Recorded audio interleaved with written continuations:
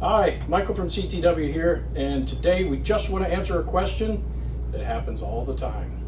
The question is, do I need a shock dyno? Well, I guess technically, no, you don't need a shock dyno. For tens of thousands of years, maybe a million years, people have lived without a shock dyno, and we've done just fine. But they weren't racing. Maybe the Romans were, they're running the horses around the Colosseum, but real racing, cars, vehicles, motorcycles with dampers, that's probably pretty recently. And when that started, you didn't need a shock dyno. So, do you need a shock dyno? No. You also don't need a camber gauge. You don't need scales, tow gauge, you don't have to measure caster, you don't have to do any of that stuff. You have to measure your car at all. You can just build it, put some stuff on it, take it to the track, and go. That would be awesome, wouldn't it? Be awesome if that actually worked. That way you could just, go to the track, win the race, drink beer, go home, and put your trophy on the wall. But it turns out, some people out there started measuring things. They started measuring their corner weights. They started measuring their springs, their toe, their camber, their caster, looking at ride heights. They started doing all these things. And once your competitors start doing these things, if you're not doing them, you have the potential to fall behind. So basically, do you need a shock dyno? Only if you need to measure your shocks. Maybe somebody else is building your shocks, you don't need to measure them.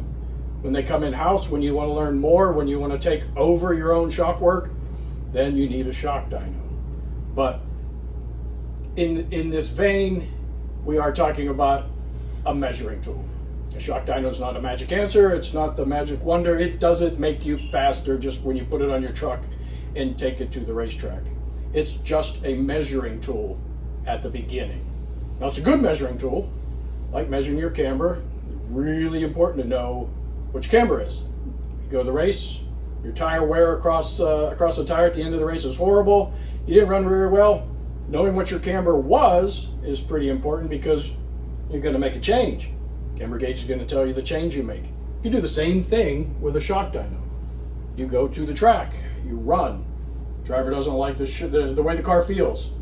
Well, knowing what those shocks look like when he doesn't like them is going to help you move towards hopefully something he does like. That's a great story. Anytime we do a training with a person or a group of people just get a dyno, before I leave, I always suggest, now, when I leave, go ahead, get every shock absorber you own and run it across your dyno, because you want the good ones, but you also want the bad ones. You want to measure them. You want to know what a bad damper looks like, and you want to know what a good one looks like. That way, someday when you start to tune, you at least have a way to go. So, shock dynos. Once you've decided that all your competitors have them, you want to go ahead and start using one. You want to buy one. You want to use your buddies. I mean, there's any number of ways. First thing is just checking the damper. Did you put it together right? I've been building shocks since 1991. I would still run it on a dyno just to make sure I tightened that top nut, or the shim stack was the one I wanted, or it was even close. It's just a simple check. Just again, going back to the idea of just like a camber gauge. You put the right shims in the upright and you think the camber is this, but you probably should measure it. Same thing with a shock absorber, and a dyno lets you do that. The next thing you can do is, if you have an adjustable shock, you can use the dyno to check all your different adjustments. You hear those clicks, that is a needle being moved into the shaft, or into the shaft. A dyno lets you know where the adjustments are for a given valving, and if you're closed, it makes one force. As you start to open that bleed, 1 click, 2 click, 3 clicks. In the beginning, they make a lot of change because you're going to full close to just a little bit open. By the time you get to maybe 10 clicks out, depending on the damper manufacturer, it's making less of a change to go 1 click. So maybe once you get to 10 out, you got to go 2 or 3 more clicks to make the same amount of change. There's going to be a point where it doesn't make any change at all.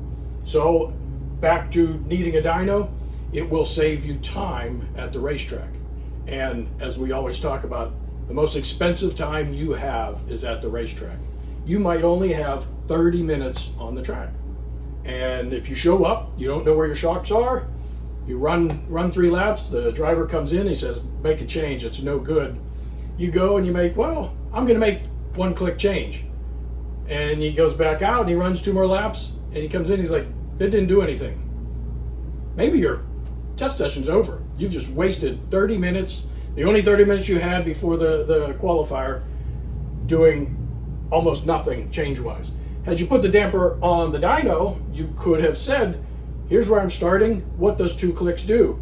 You look at it, maybe it was almost no change, a 1% change. You want to make a real change. That is another reason why you have a shock dyno, especially if you have adjustable shocks. Matching. Yeah, some of you running circle track, you're not really trying to match your dampers left to right. Some of you, of course, on road courses, you do want to match left to right. It's another thing to use the dyno for. You get 1 curve, you can clearly match the curve of the other damper. Massively important. No matter how good you are, no matter how good the damper is, the manufacturer, you put 2 dampers together that you feel are absolutely perfect and match, you might have 2 or 3 adjustment difference between them to get them to match left to right. Only way to figure that out is with a dyno. Tuning. Everybody wants to, like, well, how do I tune? The dyno's got to tell me how to tune. Well, the dyno's not going to tell you how to tune, but it's going to tell you where you are, and after you make your change, it's going to tell you where you went to. Now, your first few changes, your first few attempts going to the track, maybe go the wrong way. The dyno did tell you which way you went. The driver says, well, that wasn't the right way. At least now you know the direction to go. You know what the curve is telling you which way to go. Very important. The only way you can do that with is a shock dyno, a measuring tool, just like your camber. If you know your camber is minus 3.2 and you decided to go to minus 4 and that was the wrong way, well, you know, you don't go back to minus 3.2, you go to minus 2.8.